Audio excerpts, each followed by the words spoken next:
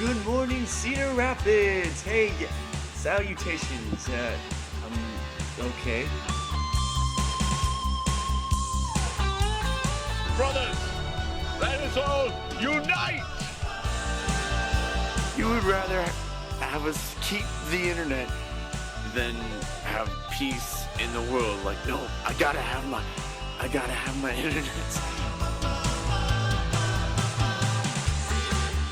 Live in front of an internet audience, it is the I'm Clifford Today show. I should put like applause in the end of that song. I actually am. Let me know what you guys think of this, but I'm really wanting to like update my intro song. I kind of want a new one, but the song that I want to use is copyright, which, not to say that I haven't used copyright stuff before, but I usually, for like my intro stuff and like the countdowns and such, I try to use music that's not going to get copyright stricken. So I might want to look into that, but there's a particular song that I want to use, and I want to make a new video, but we'll see. Anyways, see, I'm Clifford Today show. Welcome. Intro music. Speaking of music, it's music by John Bartman, johnbartman.com. Today we are joined by The Lion and the Cobra by Sinead O'Connor. Sinead O'Connor's. It's a good fun album, good fun 80s album. Kind of always had a crush on Sinead O'Connor, at least young Sinead O'Connor. But because that's how it is. A bit rushed today. Kind of slept in a little bit, and I feel a little bit underkempt. My beard doesn't feel like it's top notch right now, so I apologize. I do need to visit the barber, though, kind of get it shaped up, so please don't judge me. But yeah, welcome to the show. Thanks everyone for checking it out. I'm trying to think what I'm losing my steez. Make sure to check out Sherwood Forest, the music that I do. I make music. You can check out Sherwood Forest on pretty much all music platforms. I've got merch, always merch, link in the description on YouTube. Check that out for sure. Speaking of merch, check out this shirt that I'm sporting. It's not my own merch. It's from Cultish, the Cultish podcast. So highly recommend them if you need a good podcast to listen to or watch. They're on YouTube as well.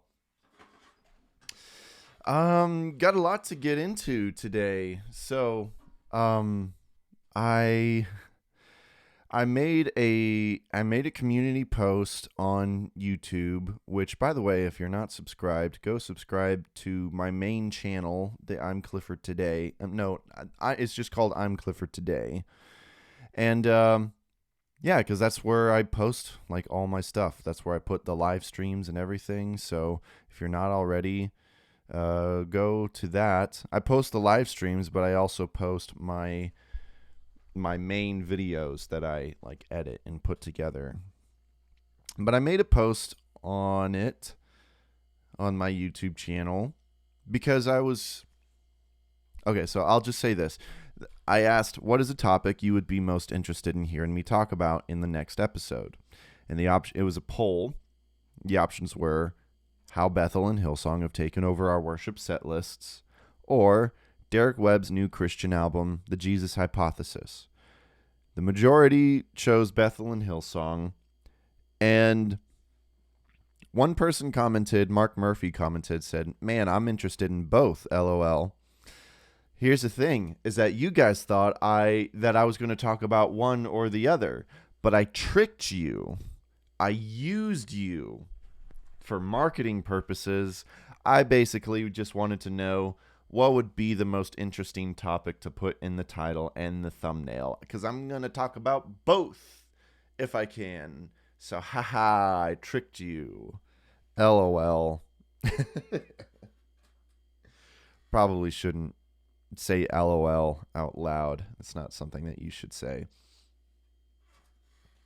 So yeah, we're going to talk about Bethel and Hillsong and how they have taken over our worship set list. We're going to read through an article from Christianity Today that was published recently. But if we have time, we're also going to talk about Derek Webb's new Christian album, quote unquote.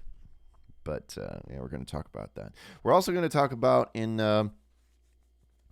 I've decided I'm ripping off the Timcast format of like mentioning everything at the front to say what we're going to talk about, which I guess that would be a good way to get people interested and like to keep listening just in case. But in my humble review, we're going to talk about many things, but not excluding the new Switchfoot album. They took The Beautiful Letdown and they re-recorded it, so we're going to talk about my thoughts on it. And yeah, so also, if I sound different, it's because I feel like I'm on the verge of a cold. I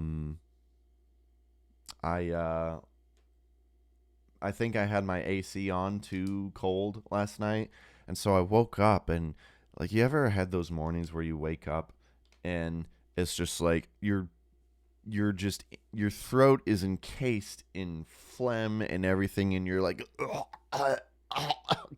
and you're trying to you're working all morning to just get it out.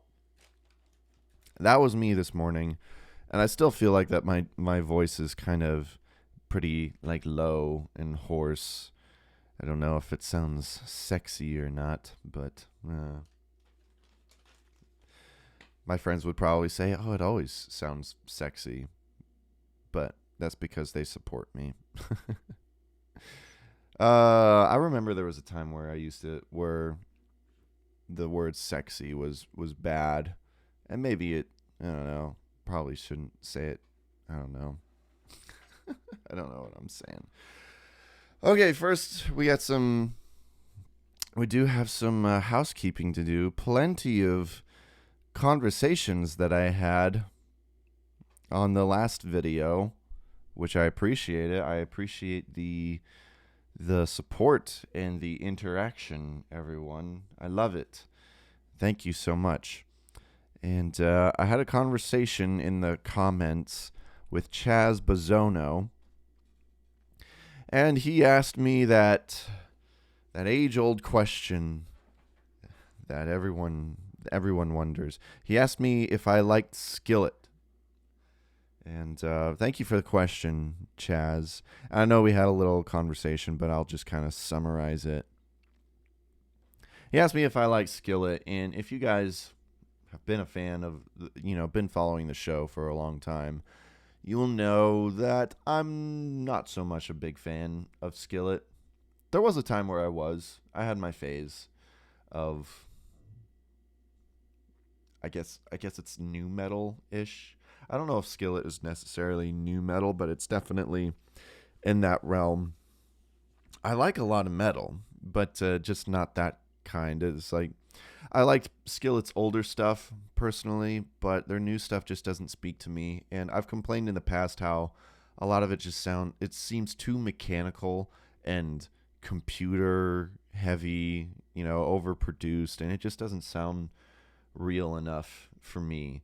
And I don't really connect with the lyrics that much. It's a bit too much in your face, and I personally like when artists are a bit more abstract and a bit more creative with what they're trying to say. That being said, I have also said that I do have a great respect for John Cooper. I agree with a lot of the things that John Cooper says, even though a lot of people don't. So it's like this weird, complicated relationship where it's like, I like you as a person, I don't like your music. So, but that's okay. I know a lot of people like Skillet, and I get it. I get the appeal, but it's just not my thing. Chaz Bozonos had said, Bummer, hoping you'd make a video about Skillet. And I was like, I'll never say never. Maybe I'll make a video. I'll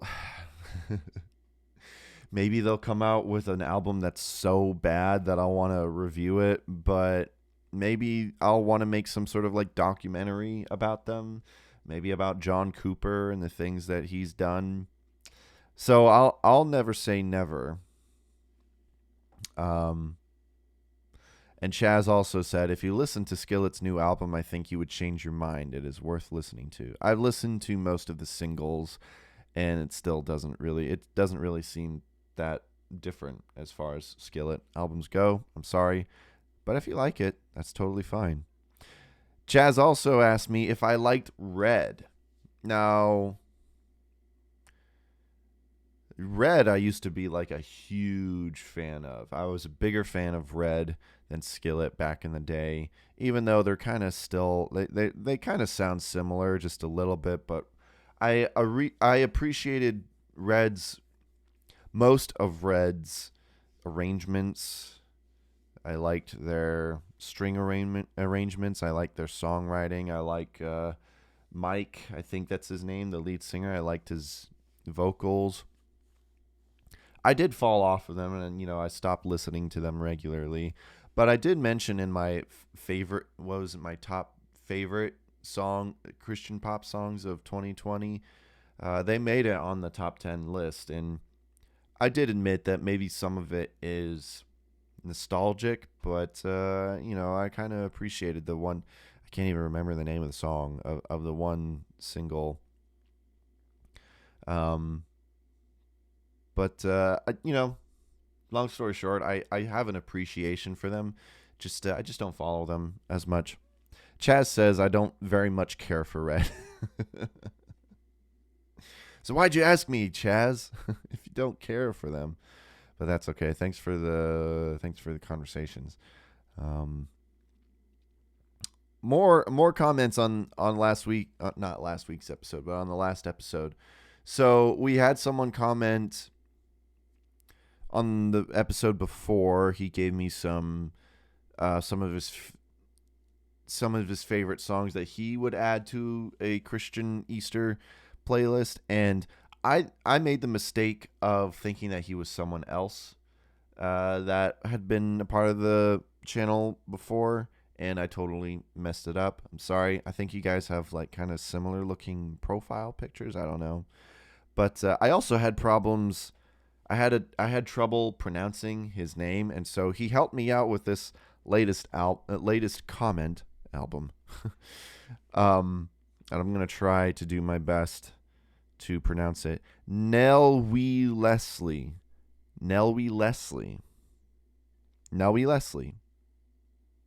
I think. How is that, Nelwy Leslie? Am I doing it right? He like spelt it out for me with how to pronounce it. But anyways, he continues, hey, not AJ, just a Mexican Pentecostal from Utah. Okay, so sorry for that mistake. Glad to hear you like the songs. Abandon is one of my favorites. They only made 3 albums, though. Yeah, that was a song that, the band Abandon, I had never heard of them before, even though apparently they definitely had their moment to shine from what I researched from them. But they had that one song, and I really liked it because it sounded like a more edgier Killers, sort of. So, but yeah, thanks for that recommendation. It's too bad that they only made 3 albums, though. He continues, us Hispanic Pentecostal do a lot of messianic music, though Hillsong and Bethel style have taken over our worship. Hey, that's a little hint as to what we're going to talk about today.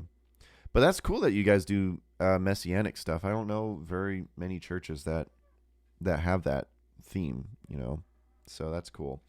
I have commented on another of your live videos before, and for a 14-year-old musician, not bad, but I was laughing on many of your songs. So for those of you who missed the last episode, I reacted to an old, I think I still have it up here. I listened to an old album that I produced when I was 14. I made it on my sister's computer on GarageBand, and I burnt it onto a CD, and I sold it to my youth group. And it was this guy right here. It's called Beautiful Worthship, and the whole story behind that is on the last episode. So I recommend you check it out because it's fun. There's a lot of cringe, but there are some moments where it's like, I can see where I was going here, you know. So Nellie Leslie says, not bad for a 14-year-old musician. So thanks, but he was laughing. So yeah, I totally get it. It's a lot of it is very funny and cringeworthy. He continues, I should have added translation before. There should be now in the previous live. Oh yeah, so he recommended some Messianic songs, but they were in Spanish. So in the previous video, he offered some translation for it, but we're not going to read into it now. But thanks for that. It's really interesting to read. Most Messianic songs are short and repetitive, no longer than a minute. If it is, then it's mostly instrumental. Congratulations for 400. Let's go for 500. Thanks, man. I appreciate it. Yeah. So thanks everyone again for helping me reach that goal, that milestone of 400 subs. Really appreciate it. See, here we go again with the phlegm. Going for 500. Let's go, man. And we'll see what I do for 500. Maybe I'll react to something else that I made when I was a youngster. For Christmas, I have the Christmas album that I did, and I'm going to save that for Christmas. I think it's appropriate for then. I do have a specific plan for when I reach 600, and I'm not going to say what it is. I'm just going to keep you guys in suspense. I have something special planned. So, cool. All right. Well, thanks, Nellie Leslie. We got one more comment, or no, I think we do. But let's go to this next comment from Mr. Jesus Freak Eric. How's it going, Eric? Good to see you again. Random question, he asks. But how is the John James video coming along? That's not a random question. I appreciate it. I like it when you guys check in on things that I'm working on. It makes me feel special, and it makes me feel like that you guys haven't forgotten certain things. Yeah, so I'm working on a John James documentary. I have been for a long time, it feels like. And it's still in its beginning stages. See, here's the thing, is that my computer that I use, I've complained about this before, and I'm sorry, I'm going to complain about it again. My computer that I use is kind of a piece of crap right now, and it's super slow. And I've been doing what I can to free up my memory and, keep everything running smoothly. But it just makes everything slow, and it makes editing not as fun as it used to be. And so I don't feel as motivated anymore to edit stuff, even though I'm trying. I was mostly, sadly, most of this time I've just been in the going through footage stage of making the documentary, just because there's a lot of footage out there involving this documentary, because John James has a lot of testimonies out there, and I'm getting a lot of my footage from those testimonies, and I've just been kind of going through most of them that I find. Sorry, I'm going to put in another cough drop. Most of them that I find, and that kind of took a while for all those reasons that I mentioned, and I'm finally through all the footage that I'm going to use. Maybe I'll find more footage to use, but I'm now in mostly the writing stage of it, and because a big thing for this documentary was getting the whole story straight. Just saying that there were some of his videos, some of his testimonies, he left some things out in this testimony that he had in this testimony, and so was just kind of trying to piece a lot of the things together. And now I feel like I'm finally at the stage where I'm I'm going to write the whole thing out. I'm going to write the script, and I'm going to record my voiceover for it, and then edit everything together. So it feels like I'm finally getting some momentum with this whole thing. I'm really excited about it. I feel like it might be one of my favorite things that I've ever done, that I've made. So, but thanks for asking, Eric. Guys, make sure to always keep me in check and make sure that I'm always working, because sometimes I can get caught up in the live stream, which is great. I love doing the live stream, but I don't want to be too distracted from the stuff that I do. So, okay, yeah, that was the last comment to get through. What time are we at? We got like 5 minutes. 5 minutes today. Okay, so we'll just get an early, just a little bit of a head start in what we're going to talk about. So there's this article from Christianity Today that was published last month, a few weeks ago. And it's how Bethel and Hillsong took over our worship sets. It's written by Bob Smitana. I don't know. Here I go, mispronouncing names again. It was published on April 12th. If you have ever felt like most worship music sounds the same, it may be because the worship music is written by just a handful of songwriters. Now, I will preface this that not a lot of this is very new to me, and it's probably not very new to you. But I wanted to talk about this because I feel like this article gets into a lot of interesting, like statistics and facts that I didn't know. Doesn't surprise me, but I think it's important to talk about. We've talked about these churches, these worship bands before in the past, and you guys might know the problems, the issues that I have with them. Bethel, Hillsong, and Elevation, churches like that. And, many people know that there's a lot of controversy surrounding all those churches before. And I've talked about my thoughts and feelings before on this channel. Hillsong has its, they've definitely had their controversy, everything involving Brian Houston, Carl Lentz and such, and that's becoming relevant again now. And so it's a lot of a mess. And Hillsong has their doctrinal issues as well that not many people really talk about when it regards to Hillsong. A lot of people talk about it in regards to Bethel. Bethel definitely has its issues, and I've finally kind of come to the point where I'm just not comfortable supporting Bethel in any way.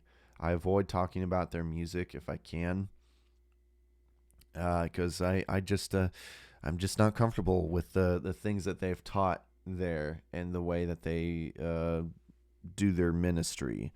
Just not comfortable. Elevation worship. A lot of people have problems with Stephen Furtick. I have my issues with Stephen Furtick as well. I personally don't think that he's a great pastor. I think he's a good motivational speaker, but he shouldn't be pastoring in my opinion. A lot of people hate on him a lot more than I do. Like, I wouldn't go as far as to say I don't know if he's, not a Christian or not. I just know that he's not fit. I don't, in my opinion, he's not fit to be a pastor. He's said some sketchy things, and sometimes he gets borderline prosperity gospel some of the times, and his affiliation with a lot of prosperity gospel teachers and like false teachers. He's hung out a lot with Joel Osteen. He's hung out with T.D. Jakes and such, and it's just like I'm not comfortable with those affiliations. Joel Osteen is a false teacher. I am confident in saying that. And I say all these things is like I try my best not to seem like I try my best not to seem like a heresy hunter channel. I'm not even sure if like I'm not sure if I would label Stephen Furtick a heretic. A lot of the things that he says is, borders on heresy, maybe. But yeah. Anyway, so those are all the issues that I have and many other people have with these churches. And whatever your opinions on them are, however you feel about these churches and these worship bands, it's no denying that they have overtaken it, like everything. They've overtaken radio. They've overtaken the church in terms of the worship and such. As Nellie Leslie was saying in his comment, it's very apparent. And so we're going to get into it as to how and why and what and where when it comes to that. How did that happen and what's going on? And this article is very insightful about it. But we're going to get into it after this break. Going to keep you guys on a cliffhanger. And yeah, we're gonna get into it after we do that. All right. Well, don't go away. Don't go away. We'll be right back. After these messages, we'll be right back.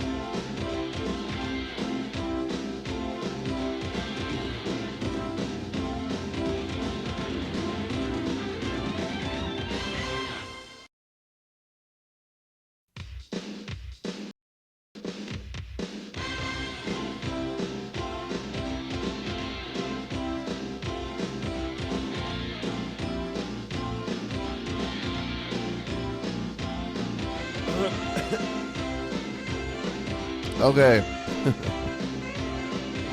Let's bring it back now, y'all. I'm still struggling over here with my throat, but everything's okay. Everything will be fine. All right, so let's bring it back to what we were talking about before. What were we talking about? We were talking about Hillsong and Bethel and Elevation. That's what we were talking about. How Bethel and Hillsong took over our worship sets. So, again, this is an article from Christianity Today, and I don't sorry. Still dying over here. These frogs are just trying to leap out of my throat. So, I don't always really appreciate everything that Christianity Today does. You know, a lot of times they don't really seem that Christian because, I don't know, they got weird standards. But I liked this article. I appreciated this article. So, Bob Smetana says, on Easter Sunday, the worship band at Bethel Community Church in Redding, California, opened the service with This Is Amazing Grace, a 2012 hit that has remained one of the most popular worship songs of the past decade. It's true. It's a very big song. Everyone sings it. I don't hate the song. It has the gospel in it, so what more can you say? Chances are thousands of other churches around the country also sang that song, or one very similar to it. A new study found that Bethel and a handful of other megachurches have cornered the market on worship music in recent years, churning out hit after hit and dominating the worship charts. The study looked at 38 songs that made the top 25 lists for CCLI and praise charts, which track what songs are played in churches, and found that almost all had originated from one of 4 megachurches. Yeah, CCLI and praise charts, that's basically, I'm pretty familiar with it because, I'm a former worship leader. And CCLI is basically like, if you get a CCL license, that means that you have the ability to play these songs at your church. And those artists get money for it. That's why I say everyone needs to be careful about playing a Hillsong or Bethel song or whatever at your church, because when you do that, you're supporting their ministry. So just keep that in mind. All the songs in the study, which ranged from Our God and God is Able to The Blessing, debuted on those charts between 2010 and 2020. Sorry, I got a cough drop in my mouth. Of the songs in the study, 36 had ties to a group of 4 churches: Bethel, Hillsong, Passion City Church in Atlanta, that they exist, and Elevation in North Carolina. I don't know if anyone really has many problems with Passion. Passion has usually had a good track record with me when it comes to writing actual worship songs, but I've never cared that much about Passion. Passion is definitely the lesser of the 4 in that group, but it is important to note that their music is still pretty popular. If you've ever felt like most worship music sounds the same, the study's authors wrote, it may be because the worship music you are most likely to hear in many churches is written by just a handful of songwriters from a handful of churches. Not very surprising there. Not news, but, let's continue. The research team, made up of 2 worship leaders and 3 academics who study worship music, made some initial findings public Tuesday. More details from the study will likely be released in the coming weeks, which I'll have to check in on that, see what else they found. Elias Dummer, a worship leader and recording artist, said he and his colleagues have been watching changes in worship music over the past decade. They wanted to know how worship songs become popular among churches, he said. They also wanted to know how the business of producing and marketing songs is shaping the worship life of local churches. Dummer said many worship leaders believe the best songs become the most popular in churches. They also believe those songs become popular because they work. People respond to them during worship services and want to sing them over and over. But that's not exactly true. Dummer and his colleagues found many of the more recent hit songs were released as singles on Spotify and other streaming services, which helps fuel their popularity.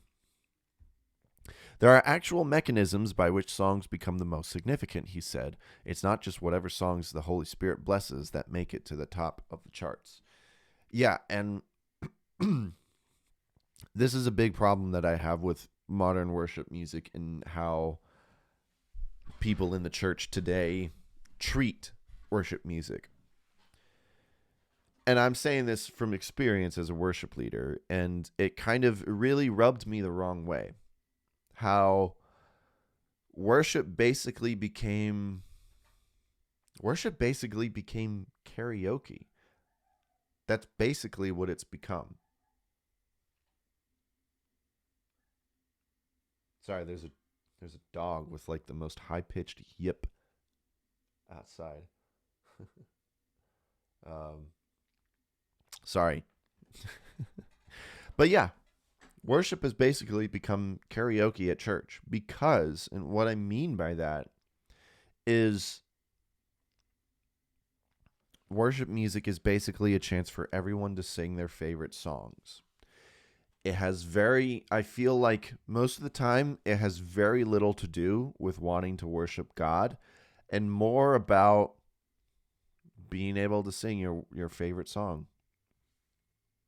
I mean, I can't tell you how many times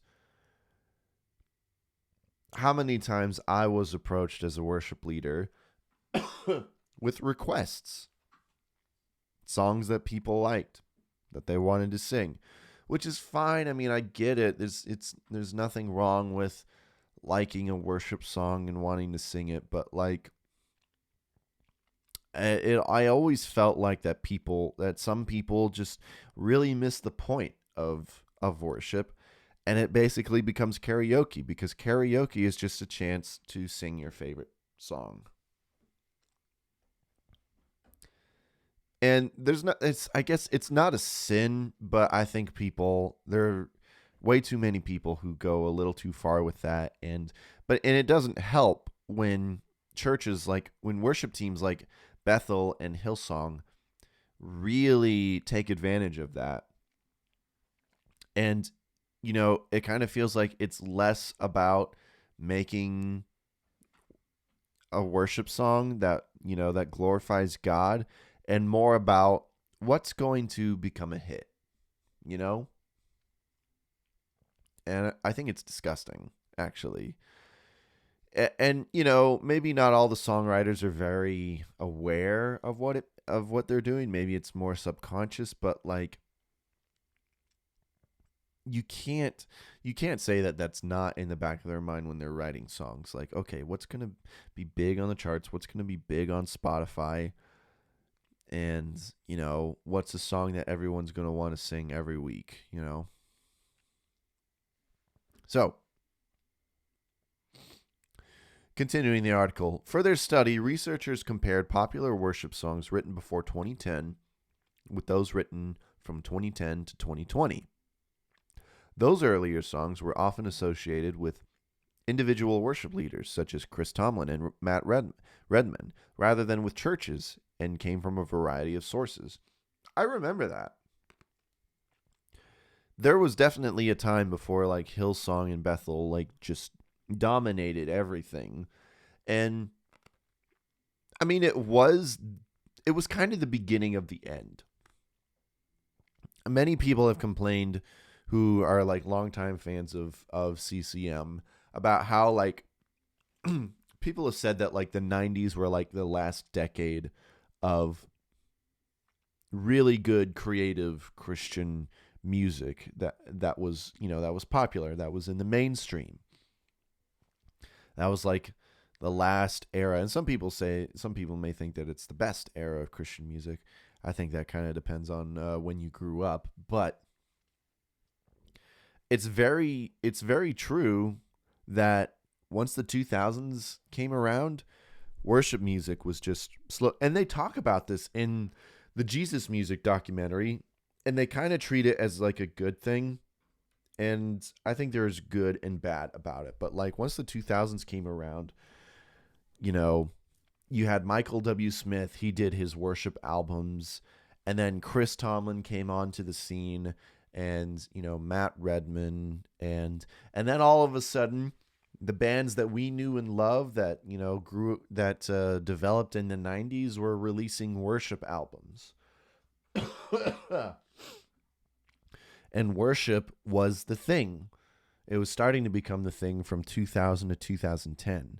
And then, even though, Hillsong was definitely a thing in the 90s. I mean, like, there was Shout to the Lord.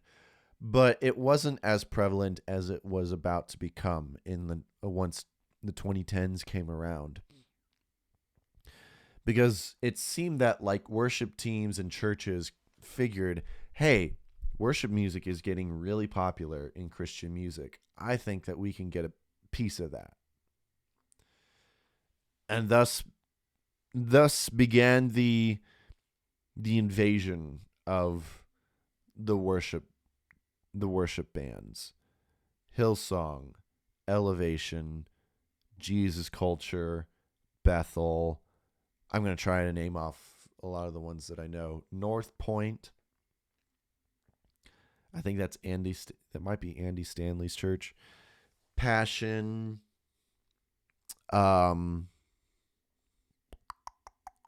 There's some new ones now, like Upper Room. We got Maverick City Music. It's just domination, for sure. And yeah, 2000 to 2010, it was more about individuals. Like, there were individual bands that came out with worship music, and there were the Chris Tomlins and Matt Redmans and such. But beginning in 2010, the most popular new songs began to come from megachurch worship bands, and the most popular worship artists began affiliating with those churches. It's true. Some of those artists come out of those churches. Kim Walker. She's, originally from Bethel and Jesus Culture. And you got Brandon Lake from Elevation, But you also got some other artists like Carrie Job and Cody Carnes, who I don't know if they attend any of those churches, but they've definitely, linked arms with a lot of them. Of the 38 songs in the study, 22 were initially released by the 4 megachurches, with another 8 songs released by artists affiliated with those churches. 6 more were either collaborations between artists from those churches or cover songs performed by those churches. Shannon Baker, a postdoctoral fellow at Baylor University, said the megachurch worship teams in the study also popularized songs from other artists, such as Waymaker, a song written by Sinak, a well-known Nigerian musician, as well as Great Are You, Lord, and Tremble. And I've talked about that song, Waymaker. I feel like I like that song less as time has gone on, but I still appreciate, the original from Sinak. I think she's very passionate about her faith, and it's cool. But it's true. Leland took that song and made it big. And Leland is affiliated with Bethel. From what I know, they've done a lot of things with Bethel. And Great Are You, Lord. That's actually a pretty good song, even though I think it's been overplayed. But that's originally by All Sons and Daughters, and that was, covered to oblivion by many artists. Tremble, I'm not even sure what that is. These bigger churches, even if they weren't involved in making the songs, platformed them, she said. Adam Perez, assistant professor of worship studies at Belmont University in Nashville, said the four most influential megachurches all come from the charismatic tradition of Protestant churches. All of them, he said, have a spirituality that believes God becomes present in a meaningful and powerful way when the congregation sings a particular style of worship song. That is very, very true. Speaking as someone whose background is from the charismatic movement, I think I'm still charismatic. I'm still kind of, looking at, thinking of a lot of things. But it is very true that there are a lot of charismatics that put way too much emphasis on the experience in worship music. And it's all about choosing the right songs. Excuse me. I think I'm burping because of the cough drops. I'm so disgusting today. I apologize, everyone. But yeah, it's all the emphasis is on the experience. And like, I'm not bashing Pentecostals or charismatics. I still consider myself one. But I feel like that there's a bit too much emphasis on that. And it's all about choosing the right song and being like, oh man, this song, this is definitely going to get the people going. Like, how about we just rely on the Holy Spirit to move? The Holy Spirit is going to move no matter what songs you pick. I mean, yeah, don't pick any blasphemous songs or secular songs. Spirit's probably not going to do anything if we're singing just willy-nilly, But anyways, that's just a short little unrelated tangent. Those songs become one of the primary ways of connecting with God rather than prayer or sacraments or other rituals. Well, what other rituals are you going to use? Because of their market success, these churches have changed the spiritual practices and sometimes even the theology of congregations from many traditions. I think this is very important. The industry itself becomes this invisible hand, he said. We don't name the theology of praise and worship, we just assume it, and we use this kind of song repertoire to reinforce it. I made this point not too long ago. I took this quote from Bill Johnson. I can't remember exactly what it is. But Bill Johnson from Bethel, the lead pastor from Bethel, basically admitted this, that saying that people,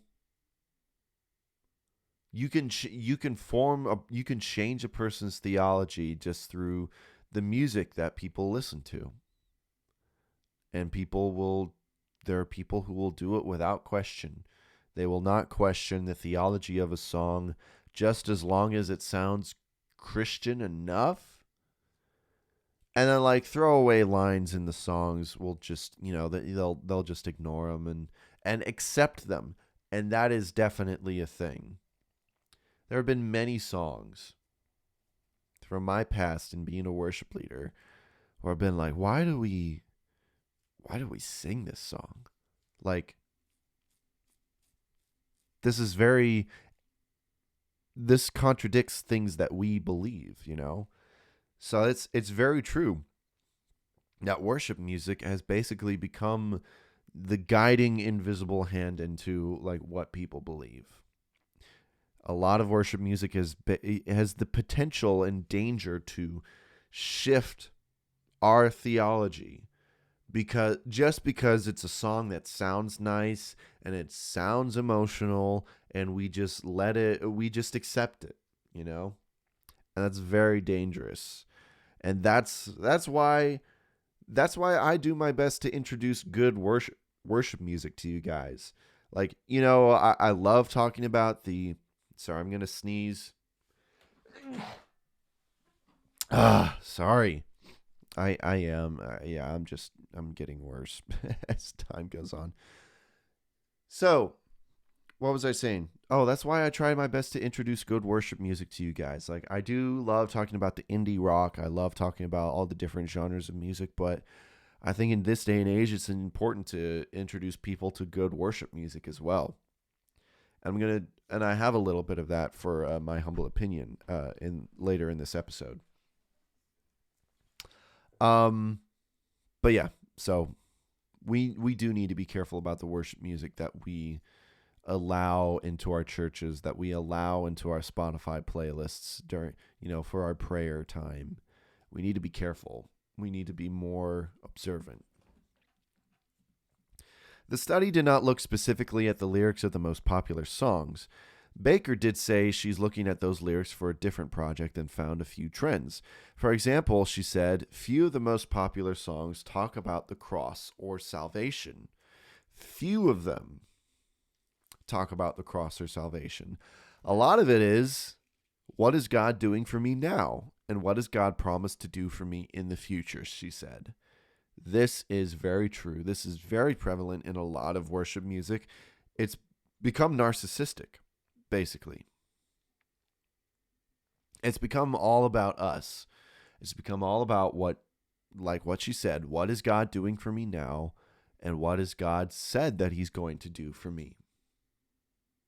It's become all about what God can do for us, and very little about the gospel and praising God for what he has done, what he's already done. Baker said that in the past, artists or publishers would put out a songbook or recordings of new worship songs, and then churches would pick out the songs in those collections that best fit their context. Now, she and other researchers wonder if these megachurches are driving which songs are used in worship. Absolutely. Churches basically pick songs because they're popular, A lot of the times that's like the only reason why songs are chosen is because they're popular. They heard it on the radio, they're in all the Spotify playlists. And it's very true. I haven't been a worship leader for that long, but my parents used to lead worship, and it's true. Things like songbooks and such, that would be like, hey, here's some of the worship songs that are out there right now. There was also this thing called Song Discovery. That I think they had songbooks as well, but it also came along with the CDs as well. That was something that my mom would receive in the mail a lot, and that's how she got introduced to a lot of good music, or a lot of worship music. But those times have gone and passed.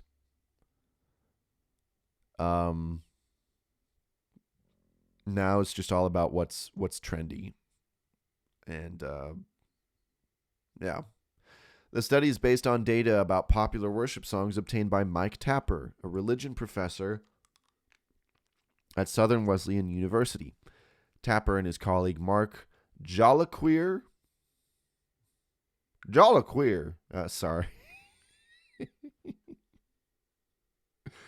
Oh man, I gotta stop myself before I say things. I don't know if I'm pronouncing his name right. Mark Jolicoeur, a worship pastor from New Brunswick, Canada, worked on a previous study about how quickly hit worship songs appear and then disappear. I'm actually curious about that myself.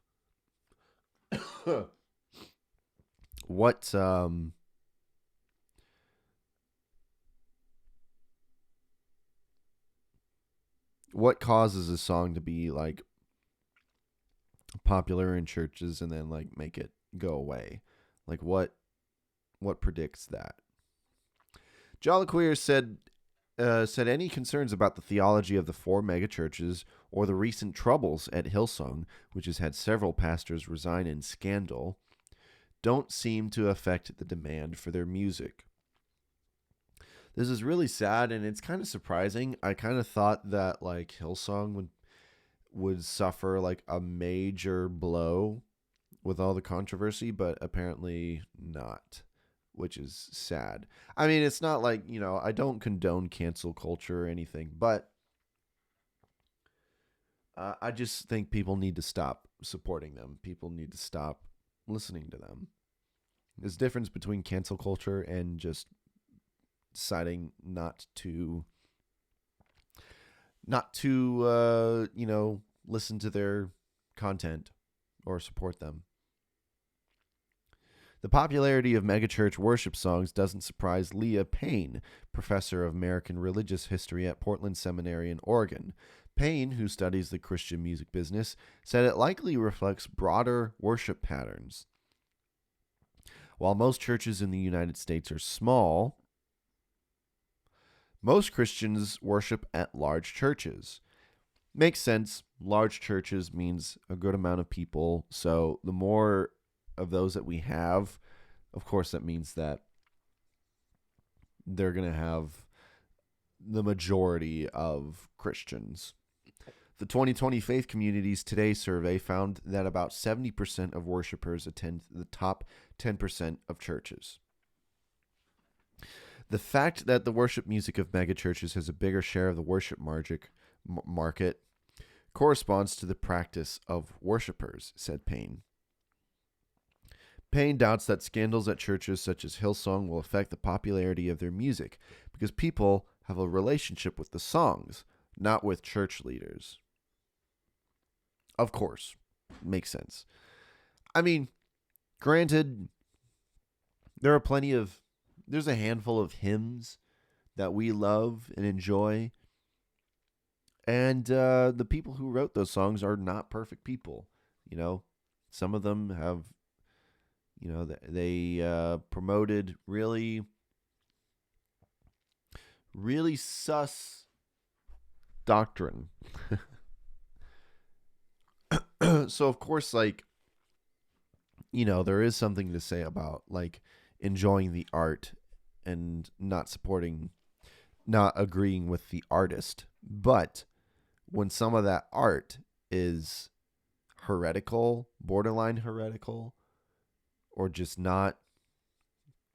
either not worship music or not doctrinal, then you probably need to, especially when, people will listen to worship music just because it's from those three places: Hillsong, Bethel, and Elevation, and it just won't matter.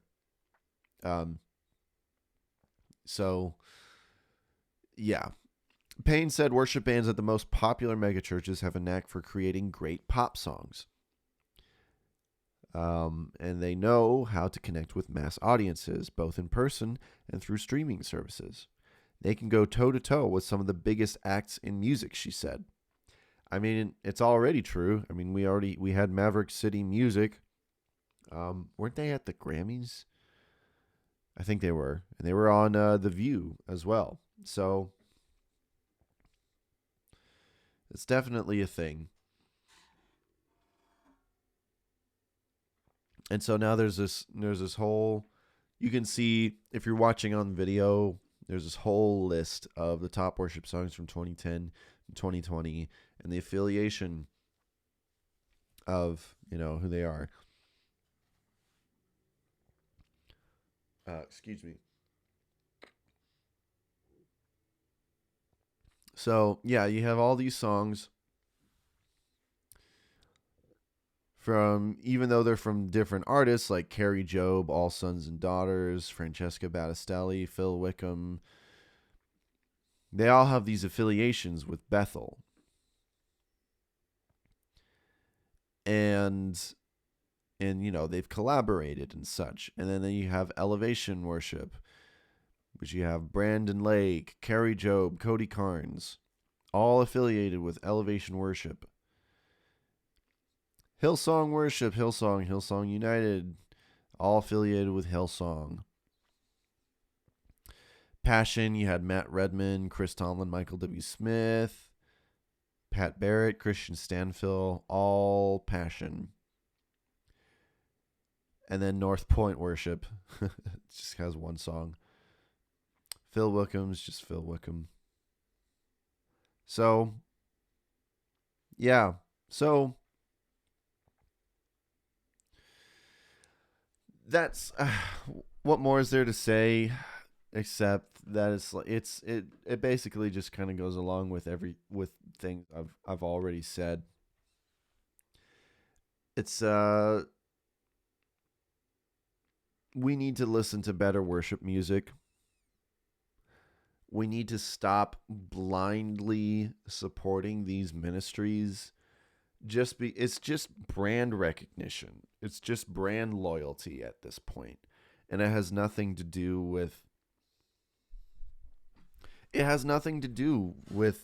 actual worship. People listen to this music because it's from these names and these artists. It's like, oh, new Hillsong song. Oh, it must be good. I'm not going to question whether it's doctrinal or not, or whether it's good. I'll just love it. Like Christians just don't want to question anything. We need to guard our hearts better, in my opinion. And because the only reason why these churches, these worship teams are as popular as they are is because we let them be. We vote with our wallets. We vote with our streams. We vote with, our worship set lists. And we need to, get out of the mainstream and look for the better, independent, lesser known worship songwriters and do better. We need to do better, everyone. So, but it's probably not going to happen because, I don't know. I'm very pessimistic. Especially with all the scandal with Hillsong's, I really felt like that would hurt them in some way, but it didn't. So, anyways, what do you guys think? What are your thoughts about that article? Was it insightful? Did you learn anything that you didn't realize? Was it a revelation to you? Let me know in the comments. Also, if you're watching in the chat, be sure to speak up. Oh, I'm just all clogged up and disgusting. So, anyways, that's Bethel and Hillsong. They've taken over the world. There's nothing that we can do. I wanted to talk about Derek Webb really quick. I'm going to try my best not to talk about it for too long because I know we're already an hour into the episode, but I can do what I want. So, just to give you guys some backstory as to who Derek Webb is. I've talked about Derek Webb plenty of times on the channel. Derek Webb originally came from the 90s to 2000s band Caedmon's Call, which, I was a big fan of.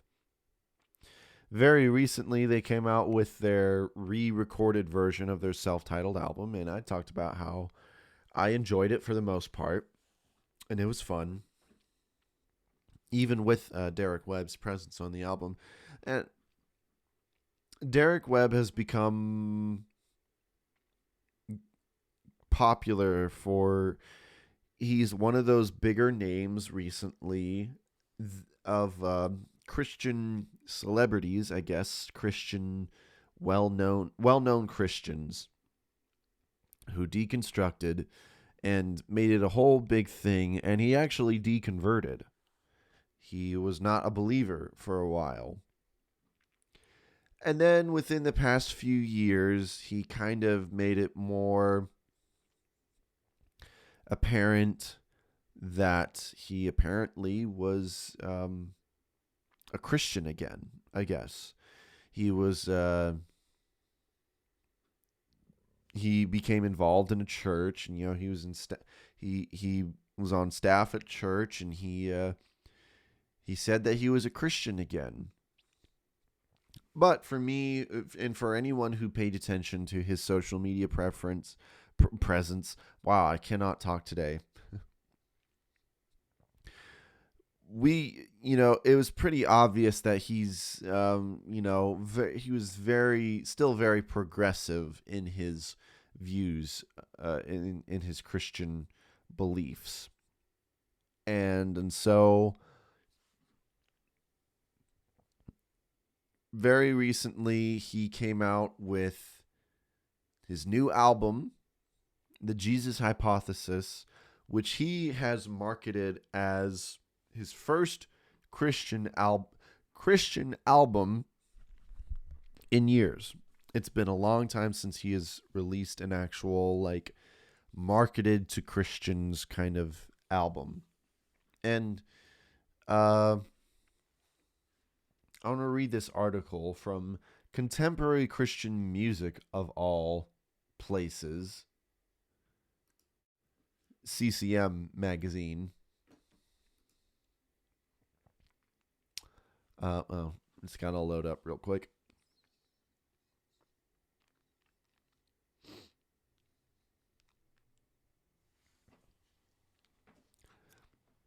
I'm actually very disappointed in CCM for this article, I'm just going to say.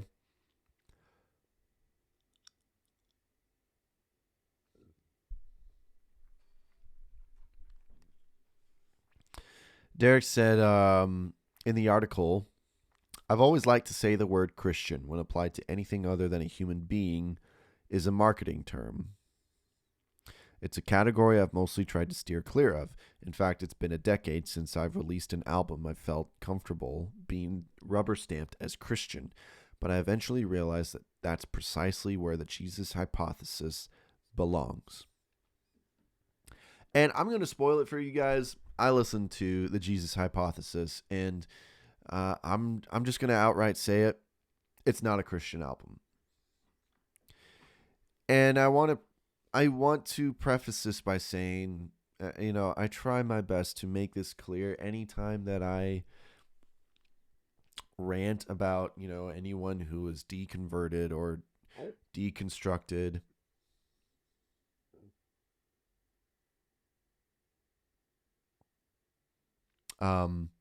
Sorry, I got a text message and I got really distracted. We need to pray for these people. We need to pray for Derek Webb because God loves him, but he is just, along with many of these who have deconstructed, and I've talked about deconstruction before. I'm not saying that deconstruction is inherently bad. Just the term has now been hijacked to basically mean most people who say that they deconstruct, they either deconvert entirely or they convert into a more progressive, less biblical version of Christianity. And I'm sorry to say that the way I see it, Derek, I'm sorry, but you have converted into a more non-biblical, progressive version of Christianity, which I don't think that he would argue about it being progressive for sure. But that being said, with this album, with many of the songs, it's just so far away from what the Bible actually says that it does not resemble true Christianity in biblical Christianity in any way, shape, or form. And I know that Derek and many like him would, probably roll their eyes when I say that, and I'm aware of that. But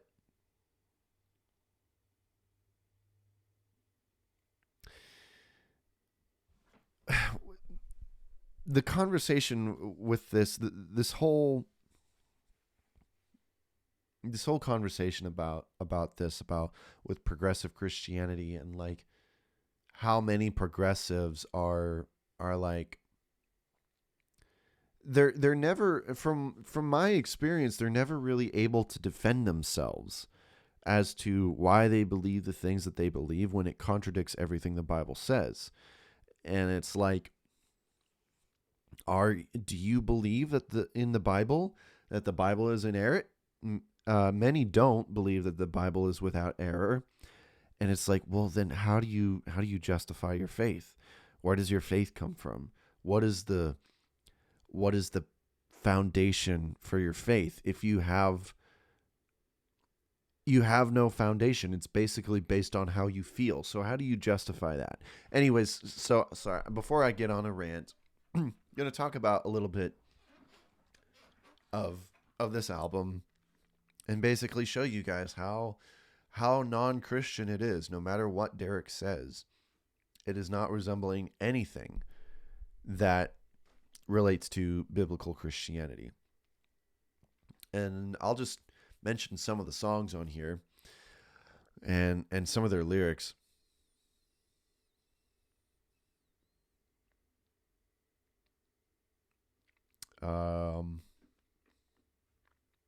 Let's see. Let's talk about this song, Some Gods Deserve Atheists. Now, apparently, the meaning behind this song is to destroy the gods that we have made for ourselves. But knowing Derek's perspective, because the chorus is, some life deserves death, some guillotines heads, like some men deserve what they get, some love deserves loss, some saviors a cross, like some gods deserve atheists. First of all, I don't really like the line, some saviors deserve a cross.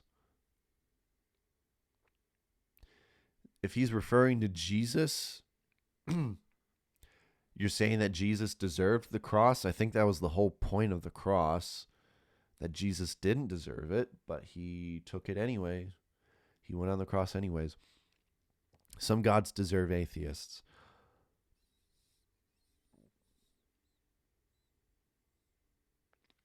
The second verse says, maybe the troubles I'm not reformed enough. Oh, if I am not willing to stand hammering more theses up, just questioning what just doesn't belong, the God that's made up of everything we got wrong. And in the bridge, he says, and maybe we've been wrong 2,000 years, just like we were on the wrong side of crusaders' spears. And maybe it's finally time that we owned up to demanding a God that kills his only son. Now, I'm trying, sometimes it's hard for me to get exactly what a songwriter is saying. Although I do appreciate creativity and abstractness, sometimes it's like difficult to decipher what they're saying. It's finally time that we owned up to demanding a God that kills his only son. Now, I may be getting this wrong in interpreting this, but it sounds like that he is referring to the, I guess, anti-wrath God. There are many progressives out there that have a hard time accepting the belief that God's wrath for us was so great, but instead he decided to put that all on his son and kill him. People don't like that. And while I would say it's more about God's wrath for sin, not for us, and since God is just, sin must be punished.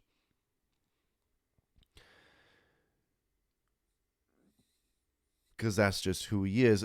People just don't seem to like that. So I kind of feel like that's where what Derek is going with, that he is against that theology. That Jesus sacrificed himself because the wrath of God must be satisfied. As the song In Christ Alone says, as the Bible says. And so, Derek, then what? Why did Jesus die? what was the point. I think what he would probably say is that, oh, Jesus died to show, just to show that, well, I don't know. I don't know what they believe. Did he think that he died just because it wasn't really a willing sacrifice, that, you know, the Pharisees just killed him because they were angry with him, and it had nothing to do with paying for the debts of our sins? I don't know, but that goes against everything that the gospel is. The gospel is the good news that we were sinners and we deserved to die, but instead God took it upon himself to die for our sins so that we wouldn't have to, and that we would have eternal life. That's the good news. I don't know why you have to twist it and make it seem so evil. This next song that's like really kind of twisted, Sympathy for Paul, is basically a song addressed to Paul. The first verse says, "Hey, Paul, it's not that I don't believe your story, that you saw the Lord appearing in all his glory. You fell down at his feet in the middle of the street, and then you couldn't see for a week. But say, Paul, I wonder would it scandalize you if you saw how everyone has canonized you, how every word you said was on God's own letterhead, and his spirit was caught in your throat. Now every Pharisee must die eventually by every word that you wrote, Paul."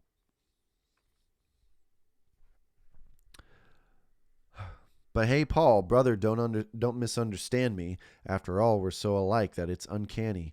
We've said so many words about a man we only heard about, but we've seen his face, and we're both running from the men that we'd become before we changed our names, Paul. The chorus is, "You're still killing us, Paul." And I'll just go ahead and read the next verse. "So, hey, Paul, if you could see, would you regret it? How the law made you see yourself as wretched? Would it break your heart to know that your church won't marry folks whose love it sees as a thorn?" So it seems that he's referring to LGBTQ folks. Because maybe you never knew that Jesus was loving you exactly the way you were born, Paul. So it seems that Derek is insinuating that if Paul saw the church today, that he would be upset as to how our stance on gay marriage and everything following that, when Paul was the very one who wrote in the New Testament about, against homosexuality and all of that. And Derek is basically saying that, like, people are using your words to hurt those people, whatever. So basically, Derek is saying that he doesn't believe in that. He doesn't believe that the Bible is against such things. He doesn't seem to believe that Paul is actually against those things. My assumption is that Derek may be one of those progressives who takes, who says that, like, oh, the Bible doesn't actually say homosexuality. That's not what it's talking about. When those myths, those lies have been disproven over and over, it's very obvious that that's what the Bible is talking about. And it's just, it's so frustrating. And it was very hard for me to get through this album. It's very like, what's the term that I want? It's just it's very shallow, like, it's very shallow progressivism. There's nothing really deep to it at all. It's just the same stuff that has been said over and over and has been disproven by many theologians over the years. Speaking of LGBTQ stuff, we got the song "Boys Will Be Girls," which is a song that is addressed to a friend of Derek's who came out of the closet, you know. And I'll just read the lyrics. Let me start by saying that I love you, maybe even more than before. I know your face, but now I see more of you. So much beauty just behind the door. You invited me in. The chorus is where sometimes boys will be girls, sometimes armor will be pearls. What you put on, oh, it shows the world how hard you're fighting. Brother, sometimes boys will be girls. I don't know if the person is if Derek is referring to someone who transitioned. It kind of seems like it. Verse 2 says, you know, they say the greatest revenge is a life well lived.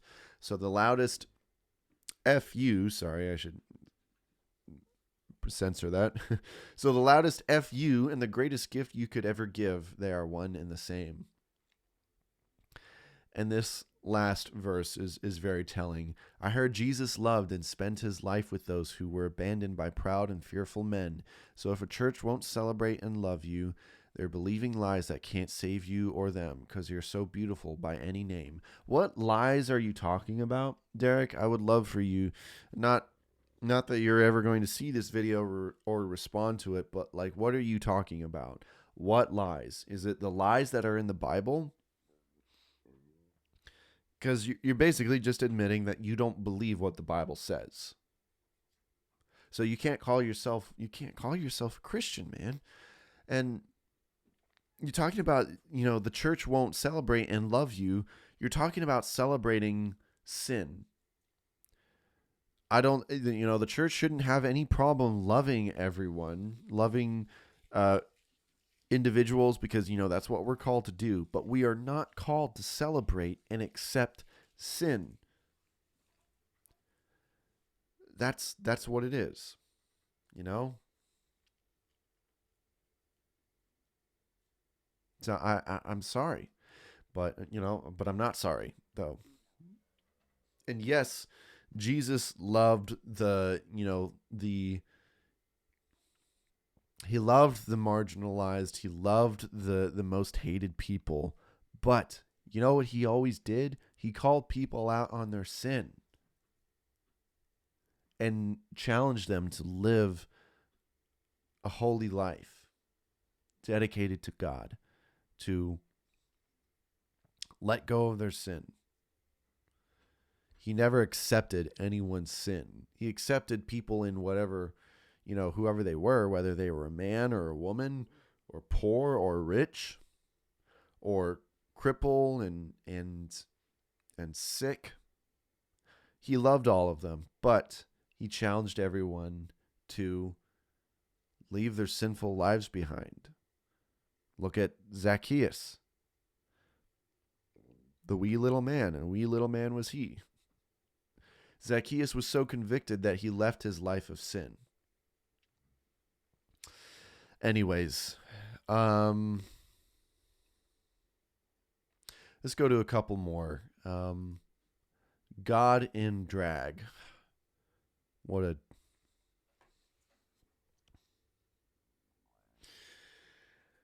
a edgy title, Derek. Definitely got people's attentions. This whole song is just disgusting, basically. And I'm sorry, I'm not saying that you're disgusting, Derek. And I know it's hard to not take this personally because this is your art. This is what you created. Please know that I am not attacking you personally. I'm challenging you, but I do love you and I pray for you. But this song, God in Drag, doesn't really even have anything to do with drag. It's everything else. So basically, Derek takes the format of Jesus's preaching when he was like, you've heard it said so and so and so and so and so, but I say unto you. And so he's basically taking Jesus's place. He doesn't think that he's Jesus probably, but that's kind of like what he's communicating with this. You've heard it said,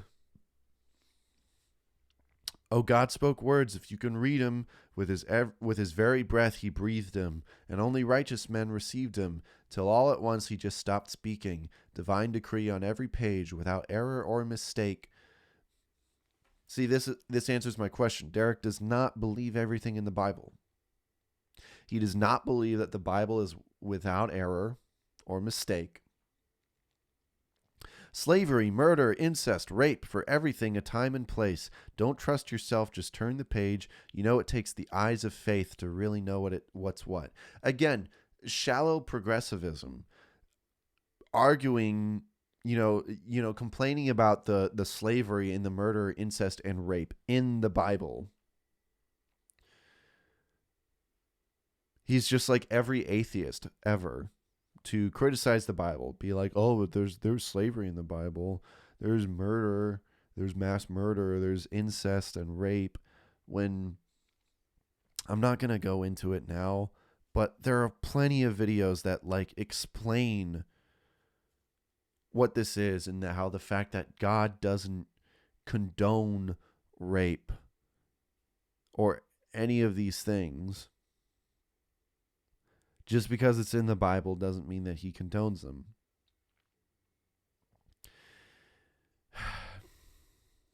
I'm not going to go into it because there are plenty of smarter people who have tackled this subject that you can just find on YouTube, Derek.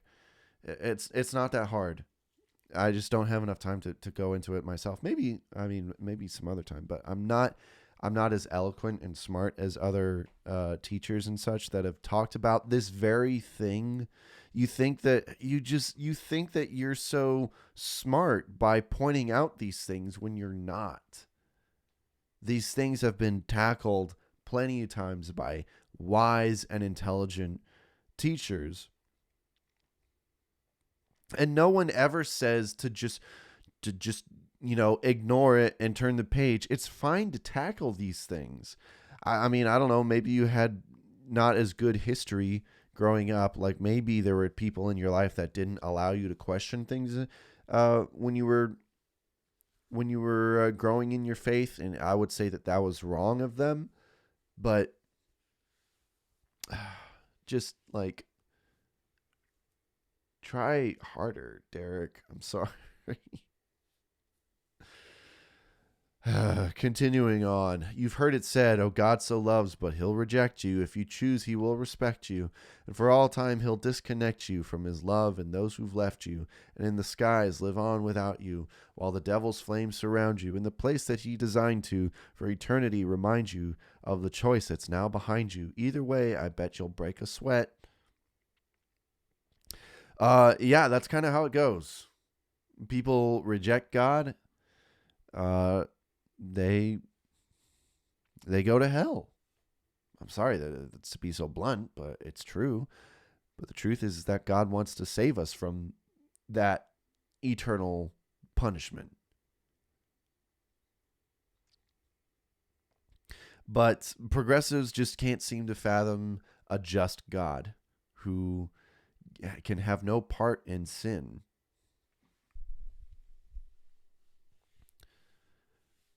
They don't like the idea of having the free will to either choose God or reject him, which every person has that option. And there are people who are going to choose the wrong choice. But progressive just can't handle that. Like Rob Bell. They don't believe that hell exists because they can't believe that God is a just God.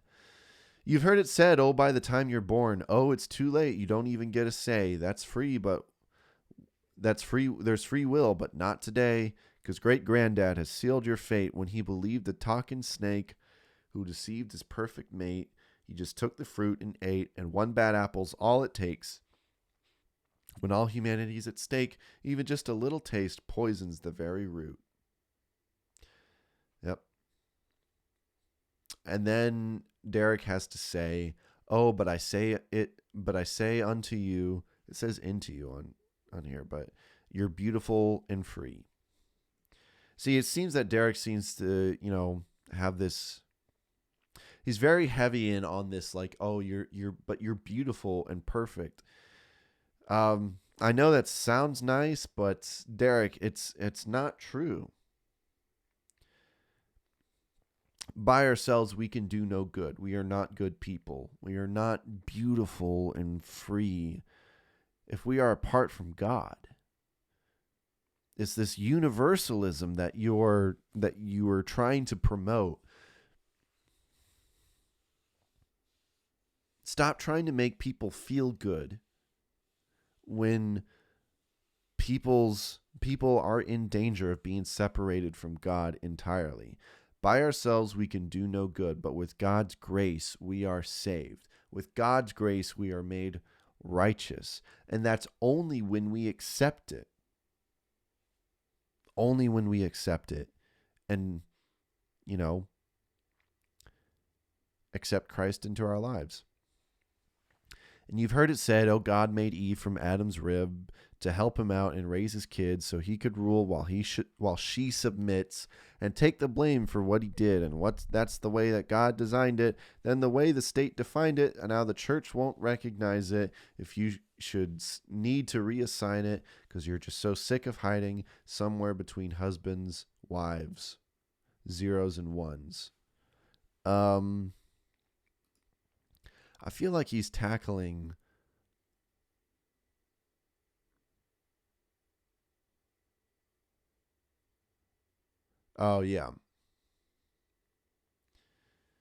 he's tackling like egalitarianism versus complementarianism, and he's also tackling the non-binaries and such, LGBTQ and such, and like not everyone is husbands and wives, and so and I don't, I guess it depends on like where you stand with complementarianism and egalitarianism, but like wherever you stand on it, it's not like it's a secondary issue of faith. I kind of lean more towards complementarianism myself. And but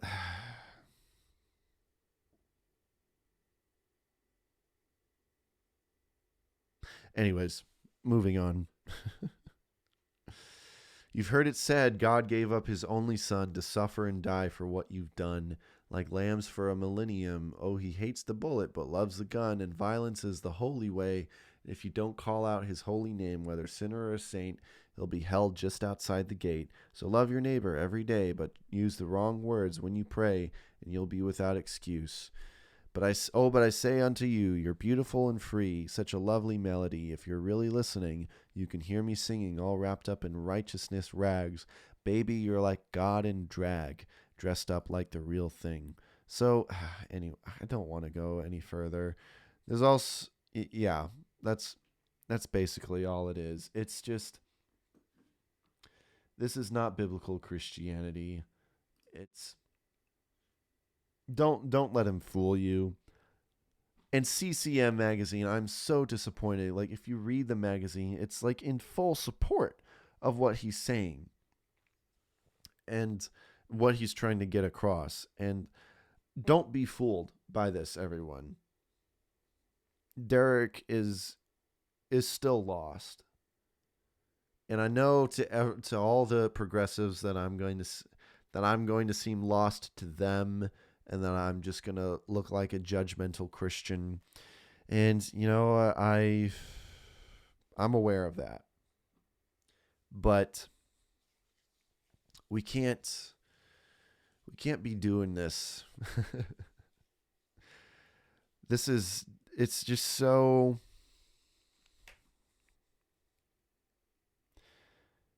Derek, I will give you this. I admire the fact that you are still struggling, that you haven't given up on God entirely, but you need to realize that there's a foundation that we all need to place ourselves on, and that is God's word. If we, it's not a foundation if we don't believe every word, and if we don't believe that it is perfect, and the perfect revelation of what God wants to reveal to us. You are building your house on sand. If you believe things like, oh, I don't believe that the Bible is perfect. I don't believe this part of the Bible, that is building your house on sand. In fact, you're building your house on your own feelings and own assumptions. And that's just not how to live your life. And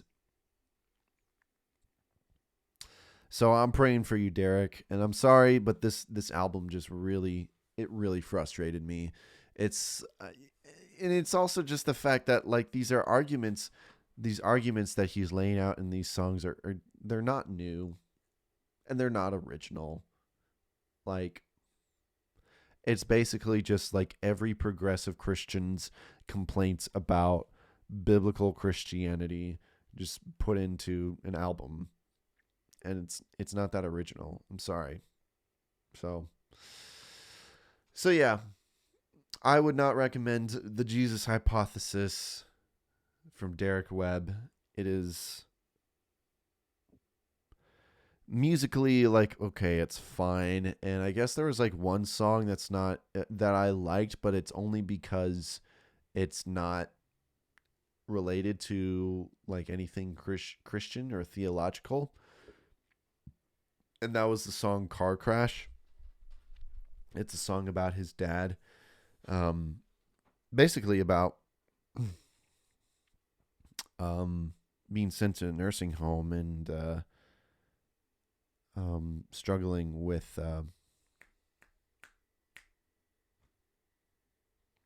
wow, do I have this? What's the thing that old people get when they like forget things? Dementia? Not dementia. I think I have it. I'm getting old.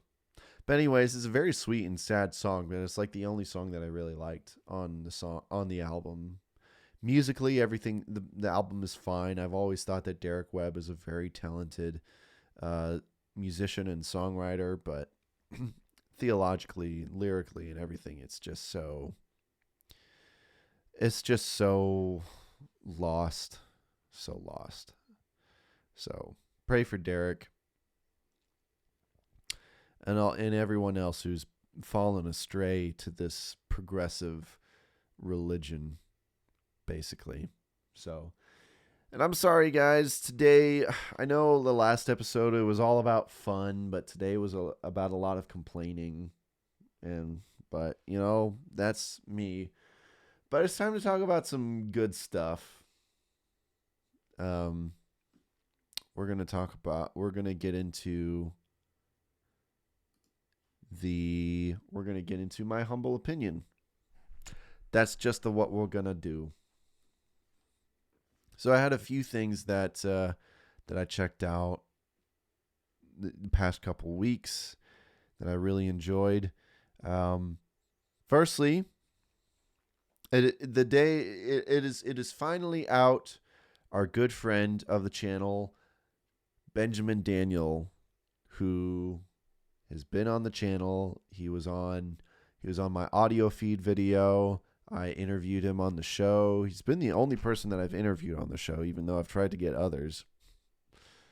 And I've talked about his singles in the past, and a lot of the singles that led up to this album, Home Enough for Now, it's out, and it's just so good.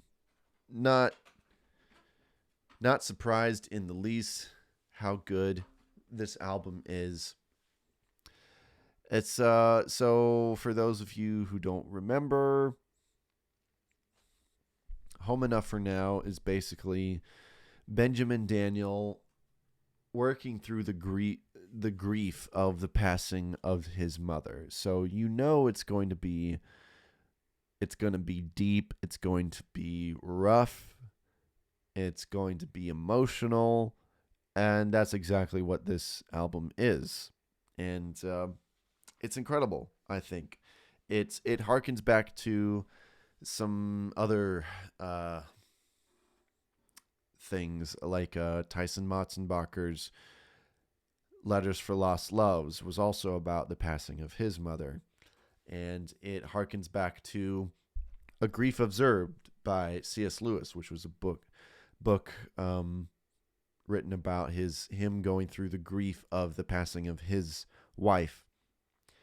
And it reminds me very much of it.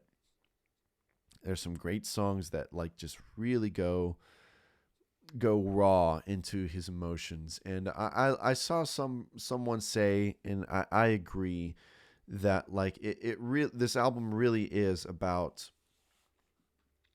grieving as a Christian.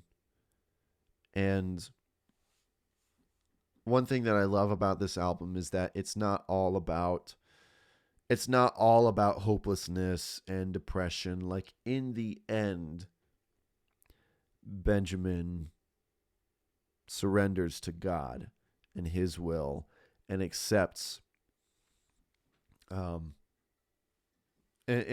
just accepts, you know. But everything before that is all about like the hard times, the hard feelings, and it's just really incredible, and it sounds great too. There are a lot of the songs on there that I really love, and I highly recommend it. I'm glad that it's out, and I'm just glad to call Benjamin a friend, and very, very proud of him for this release. I'm sure it was a very grueling experience for him to write and record this album. But yeah, it's out on all platforms, Bandcamp, Spotify, everywhere. Go support Benjamin Daniel and check out Home Enough for Now. And all I could get out was Jesus, Jesus, Jesus, Jesus, Jesus. Right, next we got the Gettys, Keith and Kristen Getty. We talked about worship music before, and the Gettys are a duo that I highly recommend when it comes to worship music. I mean, they wrote In Christ Alone, and that's basically what they do, is that they write modern day hymns, and they came out with a new album, Christ Our Hope in Life and Death, and it's I'll be honest, it's a Keith and Kristen Getty album. Nothing too much about it really stands out, except for like I love the lyricism. They're always just masterclasses at writing modern day hymns, and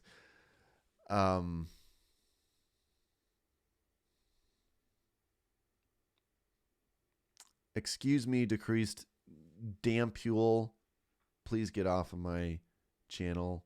Get your spam out of here. How do I get rid of this?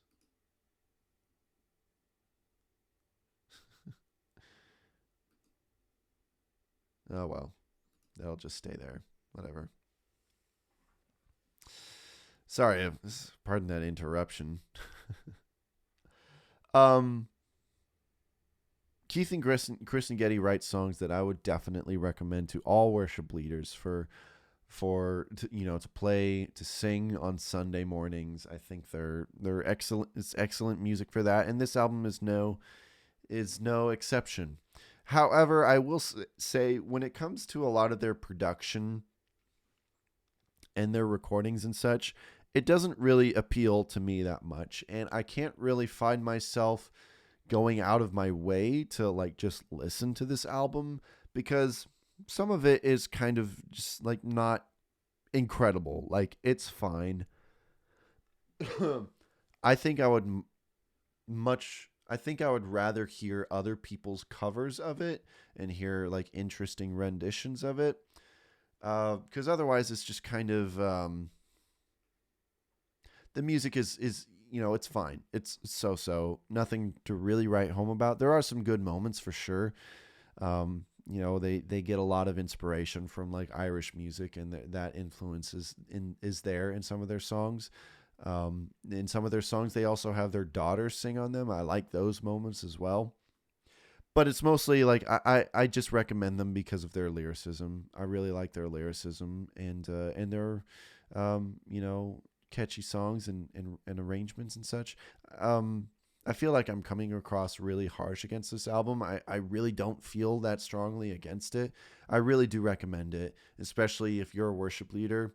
Go check out anything by Keith and Kristen Getty, and especially this one, which, by the way, the title song, Christ Our Hope in Life and Death, has a feature from Michael W. Smith.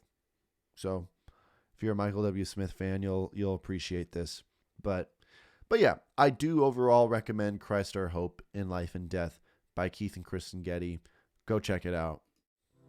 Oh, sing hallelujah, our hope springs eternal.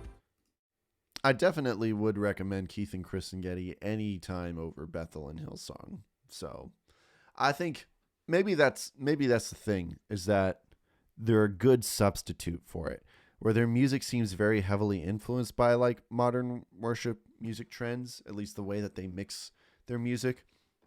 Their lyrics are definitely far above any of them. So anyways, last but not least, so Switchfoot surprised us with a new release. And I do want to say, for those of you who might remember the episode that I did about Semler, I did talk about my issues with Switchfoot apparently supporting Semler, who is a self-professed gay, lesbian Christian artist. And Switchfoot has come out in support of her. And I have my problems with that.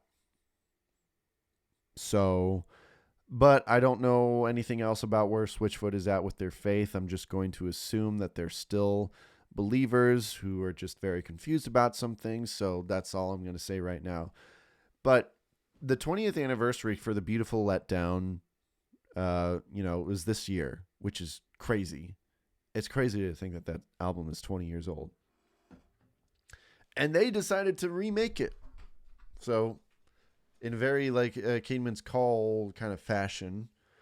And so they've released it as The Beautiful Letdown, our version. And I'm a little bit confused by the release. Like, what's the purpose behind it? Because they said in the trailer for the album how they talked about how the album almost never happened because their label dropped them. And so they were like in between labels. And so they almost never released the album.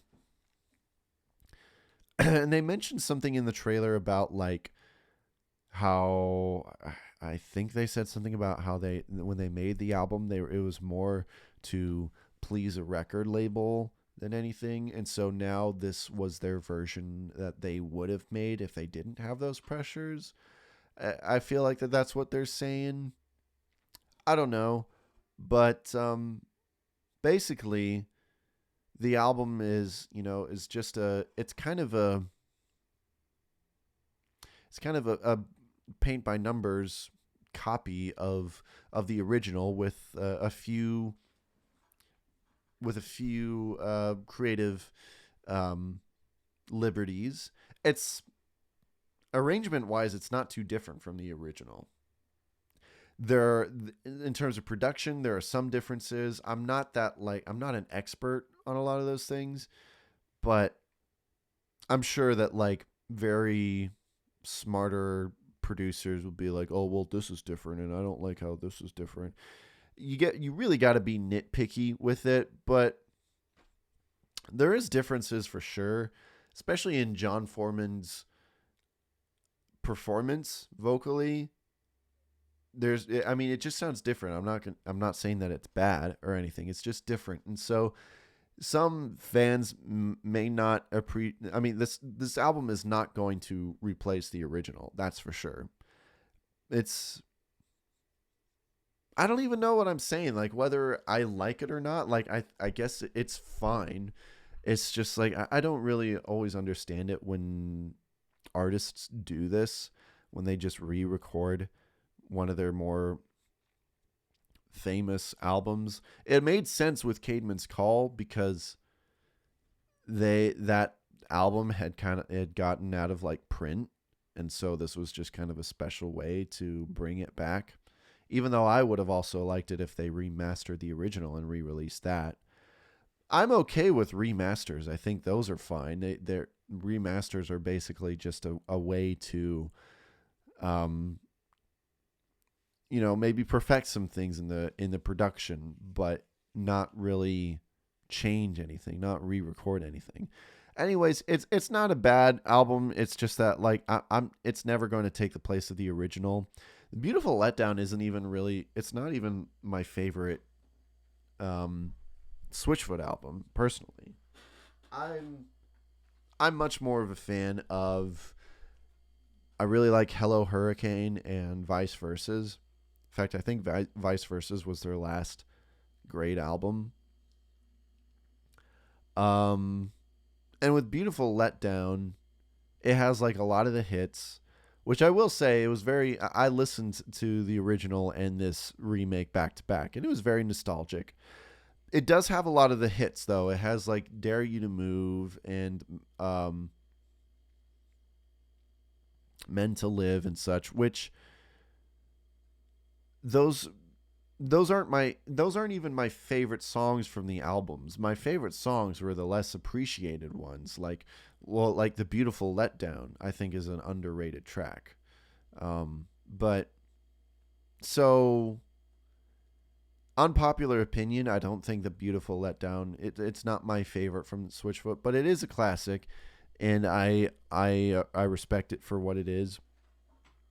This remake is, you might enjoy as just like a fun little new thing that Switchfoot kind of decided to do. It is kind of fun to hear current Switchfoot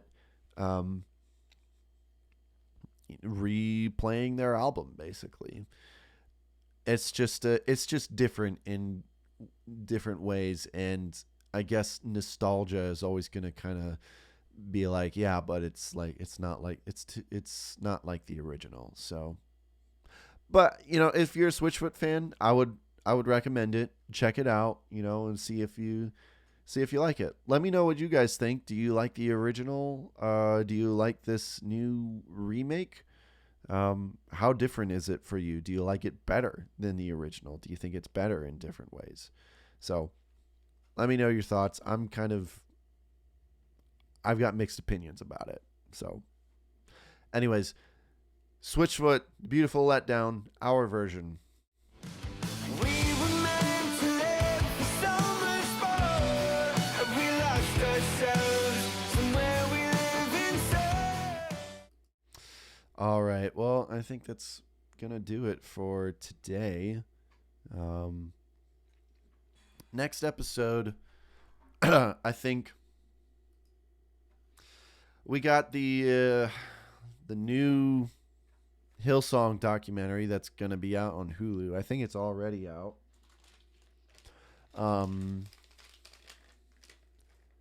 So I'll probably watch that and maybe share my opinions on it. Sorry. I don't know if that'll take up the whole episode next time.